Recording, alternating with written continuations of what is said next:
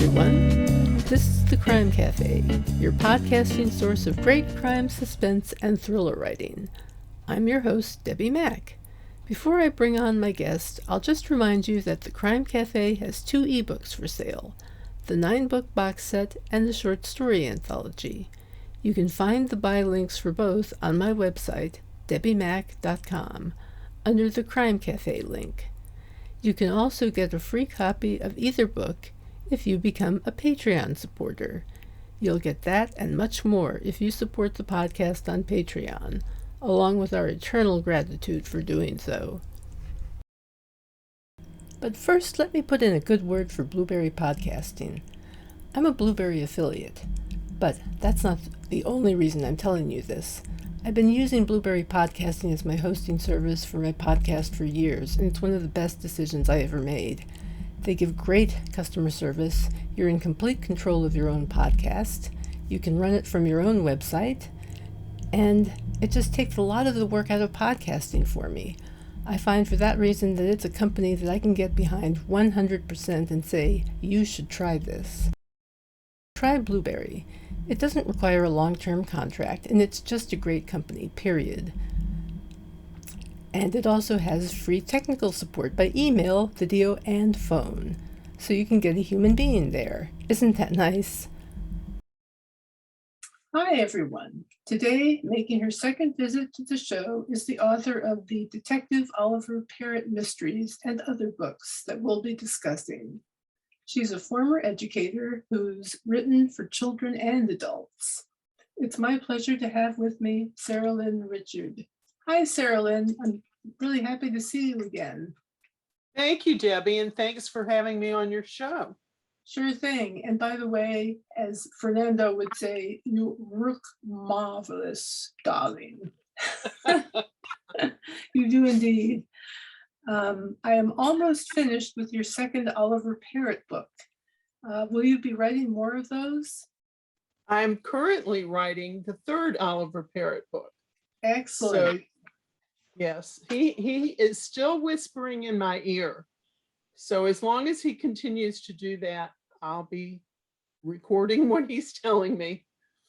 Can you give us a hint as to what the book is about? Well, it's also set in Brandywine Valley, and the working title for the book is Inheritance Blues. And it has to do with a meth lab and a Ponzi scheme and a really famous old lady whose children have interest in what they're going to inherit from her. And I think it's going to all come together in a really interesting book. So Sounds I'm just interesting. Started with it. It's just in the very beginning stages. I think I've written 2 chapters. So Well, it sounds fascinating. Well, thanks. In the latest novel, I noticed that Oliver's wife, Tanya, makes an appearance, and she has served with the military and come back from deployment and has PTSD. Did you do a lot of research on that topic? Yes, I did. And Tanya was an important character in the first book as well, but she was still doing her tour of duty in Afghanistan. So she couldn't be as big of a part of the picture as she was in A Palette for Love and Murder. There, she's really right up there with the main characters. And her PTSD takes front and center spot and becomes a big part of the plot. So I don't know how far along you are, but it's super relevant to what Parrott is investigating. Mm-hmm. I'm pretty far along, so I think I know what you're saying. Okay. She's a very interesting character, and I like the way you handled that issue. I do hope you write, I was hopeful that you would write a 3rd one, because if the first book was great for gourmands, the second one made me want to take up art.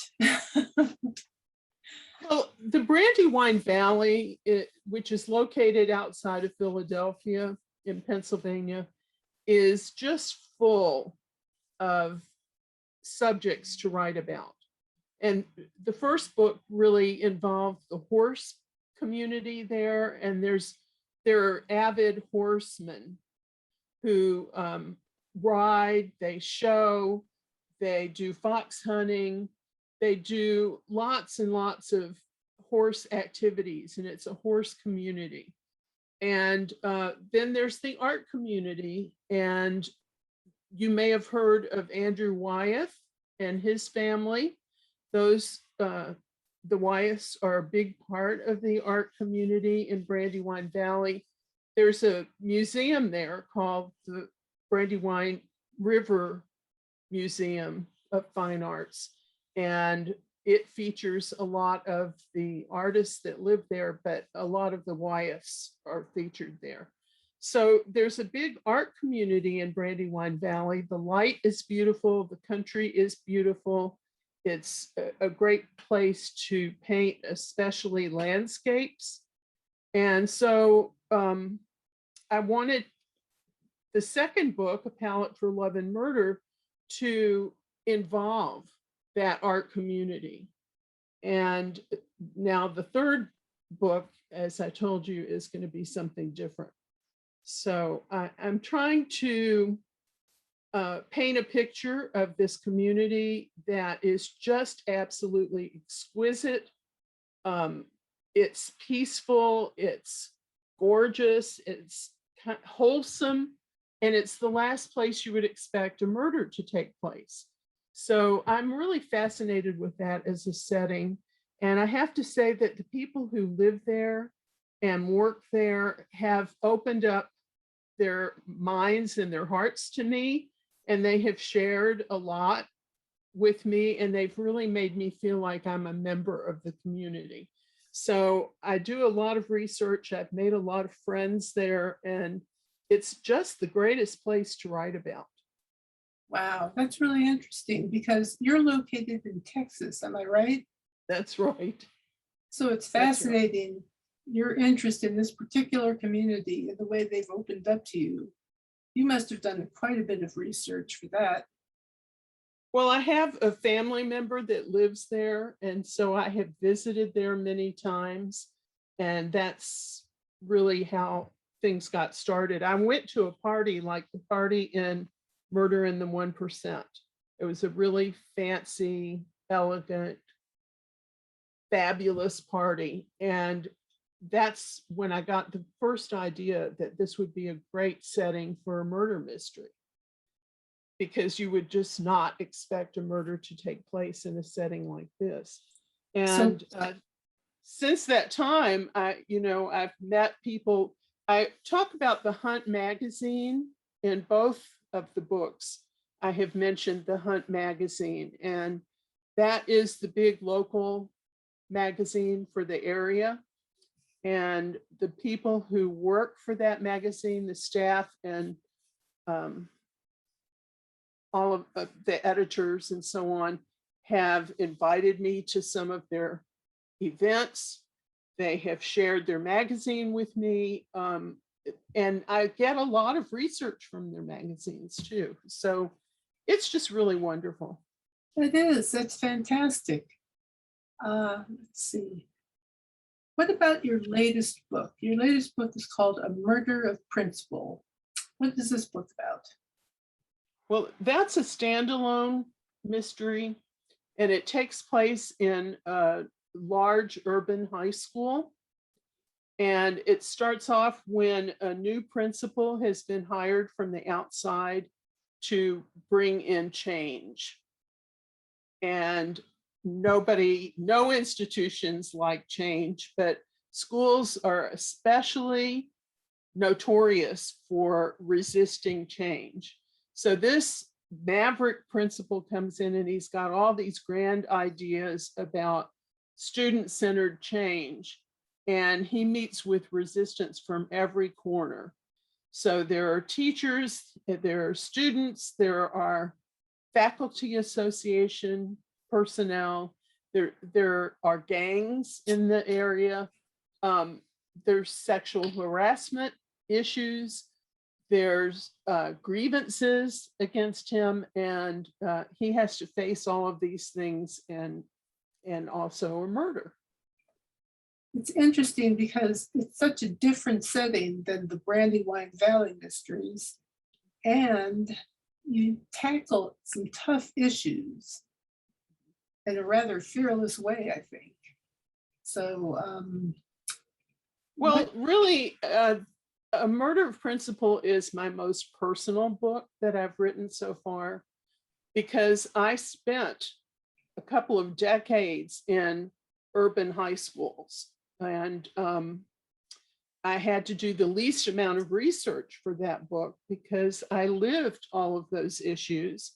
And I always had it in my mind to write about them in a way that would not be, that would be fictional, that would be fun, that would be quirky, there would be quirky characters, but underneath it all are some very real social issues that a school must go through, must deal with.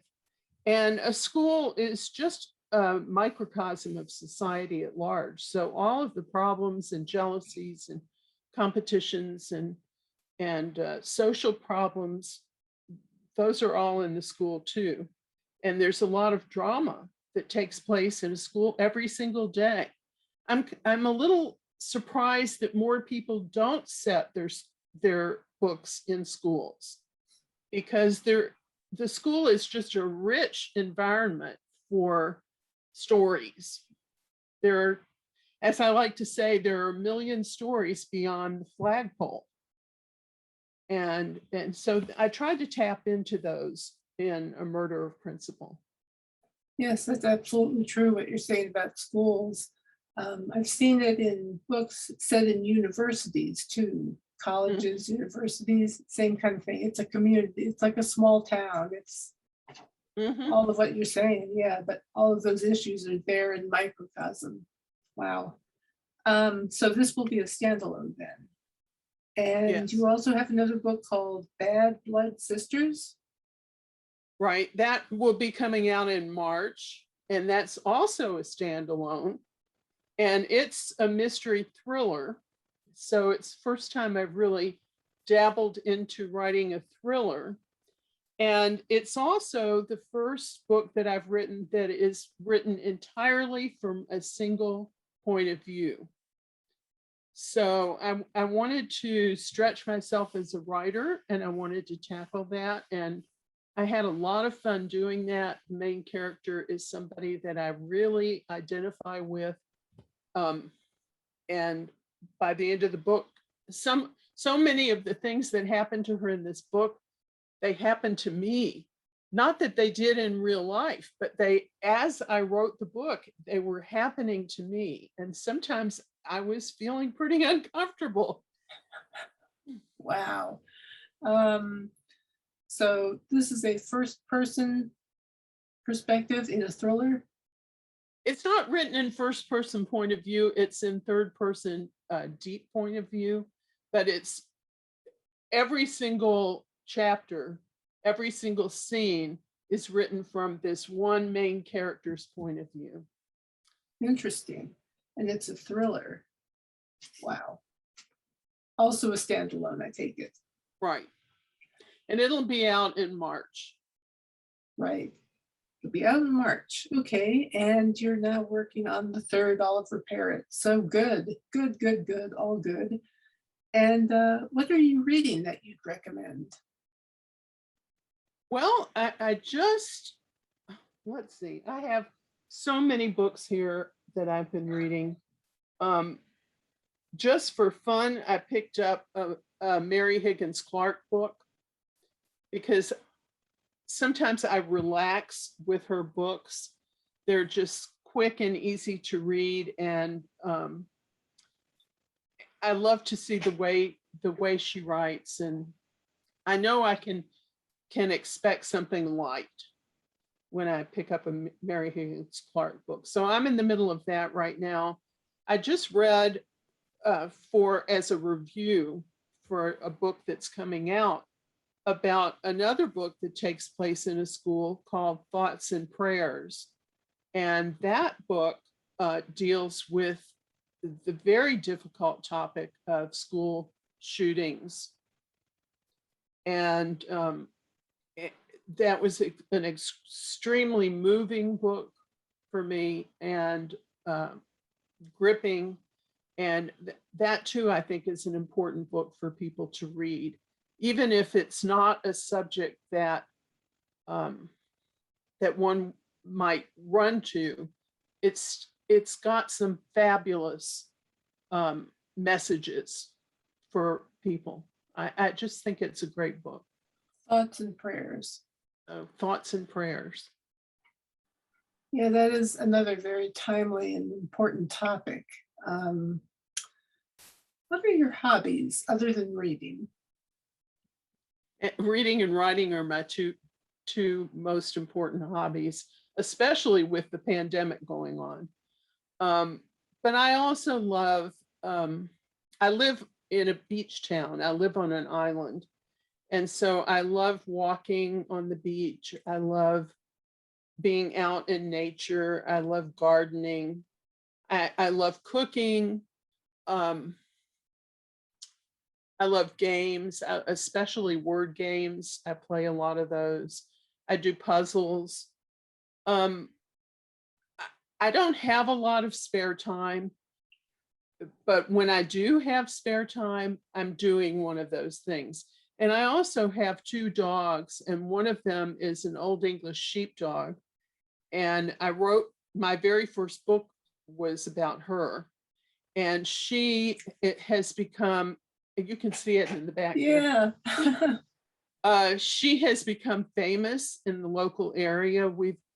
Before the pandemic, we went around to schools and parades and all kinds of events with her. And she's the tourism ambassador dog for our city. So that is also a very big hobby that my husband and I have, of showing her, taking her, and she's really almost a service dog to kids.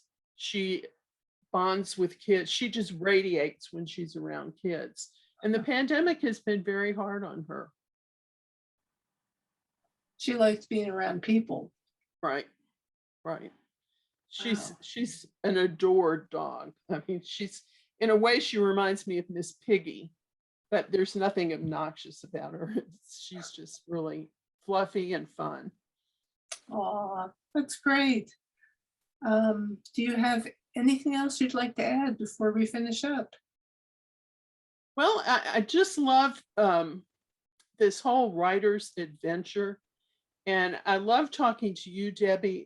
This is my second time on, but I feel like we're friends, and it's just so easy to talk to you, and you have such good questions. So thank you for having me. Thank you for being part of the writer adventure. And thank you to everyone who's listening. Thank you too. And I'll see you in the books. Awesome. Well, thank you so much for being here. I really appreciate it. With that, I will just add that we are Patreon supported. And I'm also participating in a fundraiser for the Dystonia Medical Research Foundation. You can find the link to my fundraiser page below this video and below the podcast show notes, in the show notes. Dystonia, as I may have mentioned, is the third most common movement disorder after Parkinson's and tremors. And so many medical professionals don't even know about it, or have never heard of it. So treatments and a full understanding of the condition are essential. I have dystonia, so that's my personal stake in this. In any case, do check it out. And meanwhile, I'll see you in 2 weeks when my next guest will be Stephen Max Russo. Take care in the meantime, and happy reading.